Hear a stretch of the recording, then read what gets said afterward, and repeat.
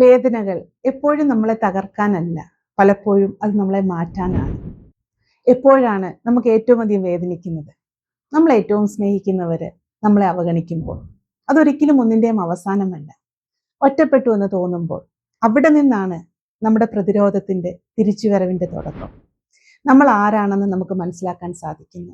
ആരൊക്കെയാണ് യഥാർത്ഥത്തിൽ നമ്മളെ സ്നേഹിക്കുന്നത്, നമ്മുടെ കൂടെ നിൽക്കുന്നതെന്ന് മനസ്സിലാക്കാൻ സാധിക്കുന്നു. ആരെയൊക്കെ മാറ്റി നിർത്തണം, എത്രത്തോളം മാറ്റി നിർത്തണമെന്ന് നമുക്ക് മനസ്സിലാക്കാൻ സാധിക്കുന്നു. ഒരിക്കലും നമ്മൾ പിന്തിരിഞ്ഞു നോക്കുമ്പോൾ ഈ അവഗണിച്ചവരെ, മാറ്റി നിർത്തിയവരെ നോക്കി നന്ദിയോടെ നമുക്ക് പറയാൻ സാധിക്കും, ഒരുപാട് ഒരുപാട് നന്ദി, ഞാൻ ആരാണെന്ന് എനിക്ക് തിരിച്ചറിയാൻ സാധിച്ചതിന്, എൻ്റെ ജീവിതത്തിൽ എൻ്റെ സ്വപ്നങ്ങളെയും എൻ്റെ വിജയങ്ങളെയും നോക്കി എനിക്ക് പറക്കാൻ എന്നെ സഹായിച്ചതിന്. നമ്മൾ ആത്മാർത്ഥമായി ഇവരോടൊക്കെ നന്ദി പറയും.